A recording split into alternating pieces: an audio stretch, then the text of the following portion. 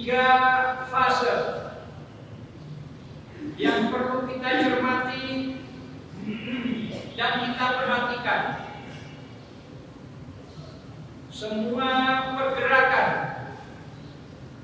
semua organisasi, semua harokat, badan-badan perjuangan, lembaga-lembaga jihad fisabilillah, tiga periode atau tiga fase ini senantiasa dialami oleh yang bersangkutan.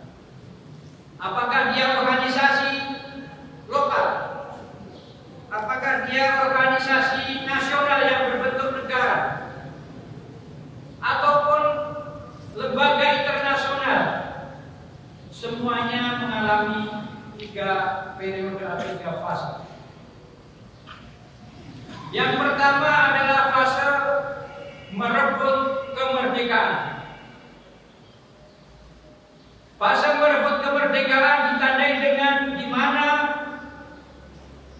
roh atau jiwa atau spirit ini menjadi panglima, menjadi komandan yang memberi komando, terlebih manakala roh ini mendapatkan tuntunan wahyu dari Allah Subhanahu wa Ta'ala. Orang Arab bukan siapa-siapa. Orang Arab ada terkenal pengembala kambing. Orang Arab terkenal dengan jahiliyah. Orang Arab tidak punya apa-apa. Tapi dengan wahyu Allah Subhanahu wa Ta'ala, dengan bantuan dan pertolongan Allah Subhanahu wa Ta'ala, orang Arab yang ditandai dengan turunnya Nabiullah Muhammad SAW beserta para sahabatnya yang mendapatkan tuntunan wahyu dari Allah Subhanahu wa Ta'ala dan pertolongannya, maka orang Arab bisa memimpin dunia.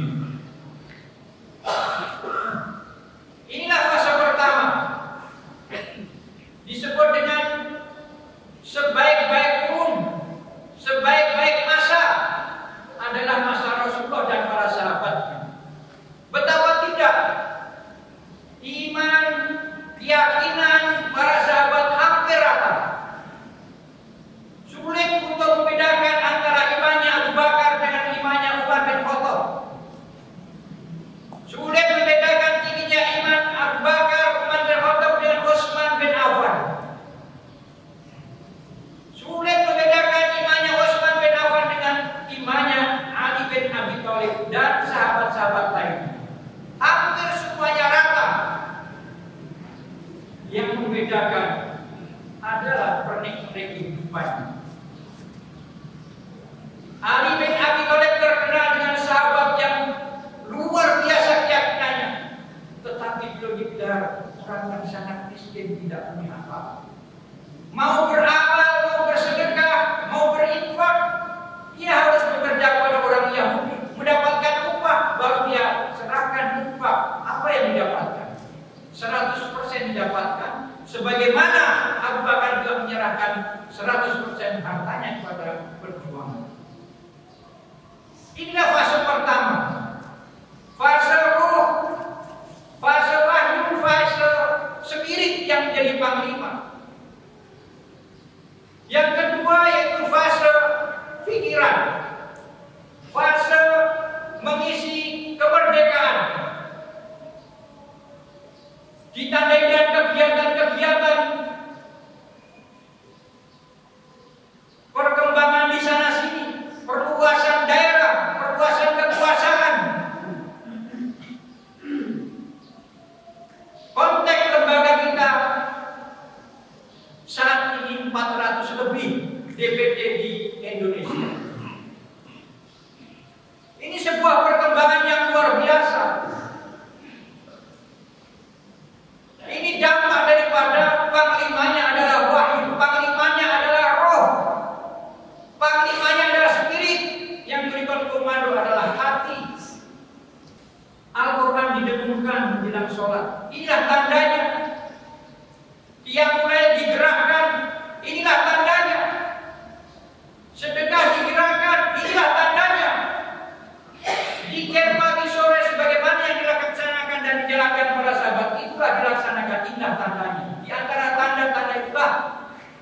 sebagai tanda di mana fase pertama sedang berjalan dalam perjuangan ini. Yang perlu diwaspadai adalah fase yang ketiga, yaitu fase menjual kemerdekaan. Bangsa Indonesia, negeri kita tercipta ini terkenal. Di kala merebut kemerdekaan, ulama, santri, tokoh-tokoh agama semuanya berpartisipasi menyerahkan apa yang dimiliki demi untuk mengusir Belanda dan Jepang dari negeri kita tercinta ini. Sampai nyawanya sebagaimana diperingati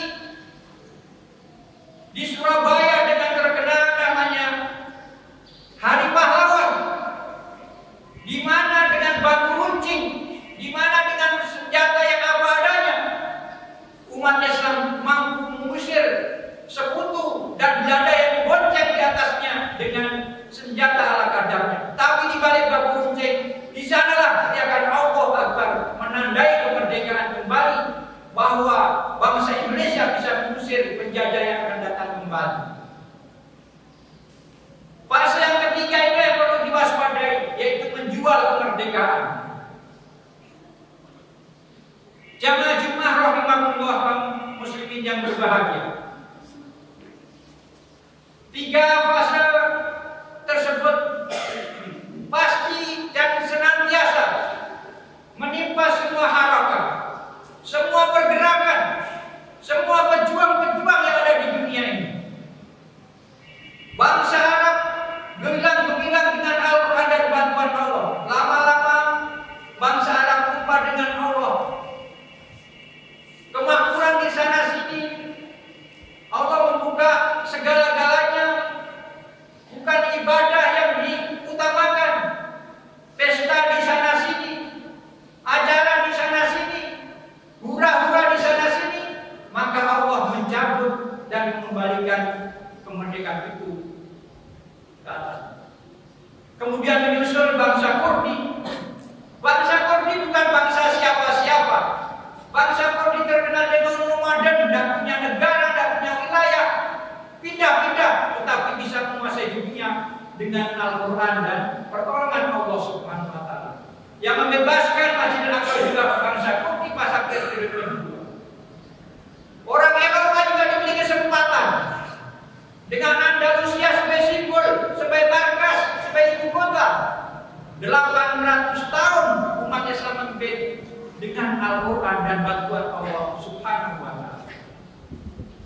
Karena perjalanannya 3 fase, maka fase ketiga sampai juga kepada orang Eropa dengan simbol Andalusianya jatuh kembali diambil oleh Allah.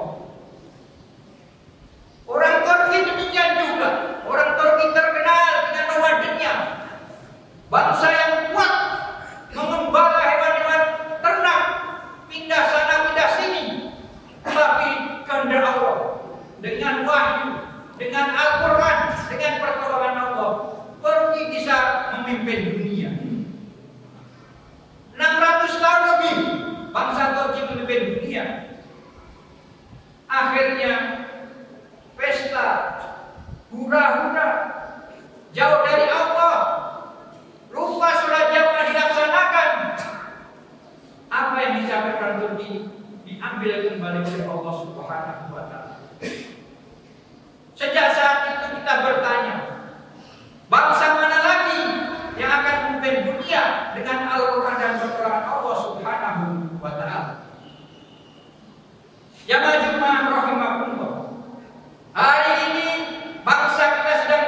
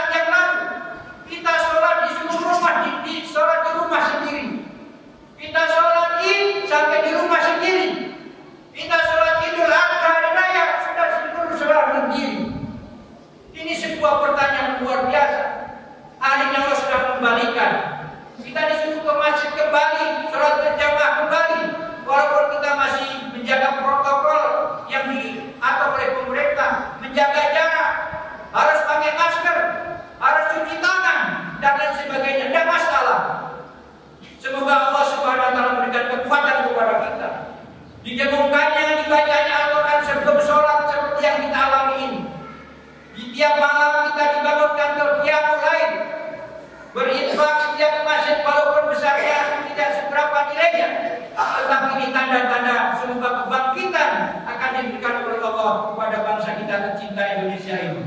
Sebuah pertanyaan, kalau memang bangsa Indonesia ini akan diseret pemimpin dunia, bangsa Indonesia yang mana?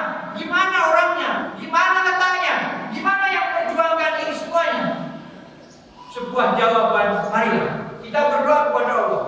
Semoga Allah memberikan kepada kita kekuatan, ketahanan mental, ketahanan iman untuk memimpin dunia ini dengan apa yang sudah kita lakukan dan kita maksimalkan ke depan masa nanti. Barakallahu wa lakum fi dzikril hakim.